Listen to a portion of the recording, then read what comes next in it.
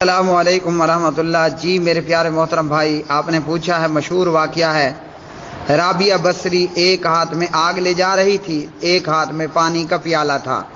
لوگوں نے پوچھا مائی کہاں جا رہی ہو؟ کہا یہ آگ لے جا رہی ہوں جنت کو جلانے کے لیے، اور یہ پانی لے جا رہی ہوں جہنم کو بجھانے کے لیے۔ جب نہ جنت رہے گی نہ جہنم رہے گی تو اللہ کی عبادت بغیر ڈر اور لالچ کے ہوگی۔ پیارے محترم بھائی، میرے پیارے بھائی، رابعہ بصری ہی سیری سے ایک گھڑنتو ہے۔ رابعہ بصری نام کی کوئی ولیہ نہیں ہے سوائے جھوٹے قصے افسانوں کے۔ نمبر 2، جہنم کو بجھا دینا اور جنت کو ٹھنڈا کر دینا یہ بھی غلط ہے۔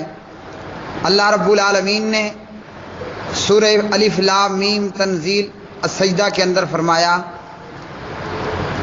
اعوذ باللہ من الشیطان الرجیم، یخافون ربہم۔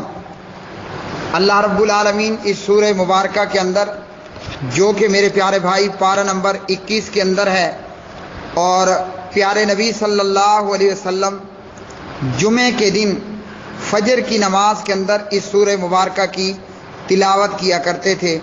الف لام میم تنزیل الکتاب لا ریب فیہ من رب العالمین۔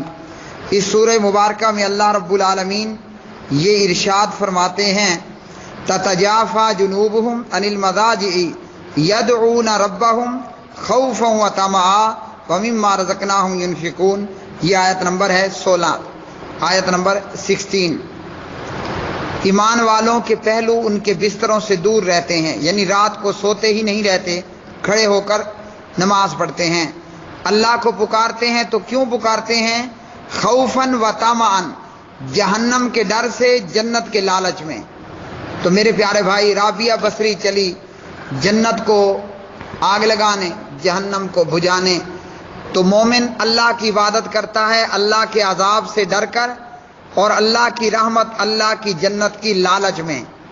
اور پھر قرآن اور حدیث میں بے شمار احادیث موجود ہیں کہ اللہ ہر جنتی کو 2 حوریں دے گا، شہید کو اتنی حوریں ملیں گی، فلاں کو اتنی حوریں ملیں گی۔ پیارے نبی معراج پر گئے تو عمر کا محل دیکھا، اور اسی طرح دیگر صحابہ کا۔ تو یہ سارا کچھ کیوں بتایا گیا؟ تاکہ مومن میں جنت کا لالچ پیدا ہو، اور جنت کے لالچ میں مومن اللہ کی عبادت کرے۔ معراج پر گئے، آپ نے فرمایا میں نے جہنم کو دیکھا، جہنم میں سود خوروں کو دیکھا، زنا خوروں کو دیکھا، نعوذ باللہ۔ کیوں بتایا گیا؟ مومن جہنم سے ڈر کر اللہ کی نافرمانی نہ کرے۔ یدعون ربہم خوفا وطمعا۔ قرآن پاک کی یہ آیت ہمیں یہ بات بتاتی ہے کہ رابعہ بصری کا یہ عمل جھوٹ ہے، اور اگر کوئی شخص، کوئی صوفی، کوئی بدمست، کوئی مدہوش اس قسم کی بات کرتا ہے کہ جنت کو جو ہے جلا دیں گے، جہنم کو بجھا دیں گے، تو یہ محض گھڑنتو اور جھوٹ ہے، صوفیت ہے، اس کا شریعت اسلامیہ سے کوئی تعلق نہیں۔ واللہ عالم بالصواب۔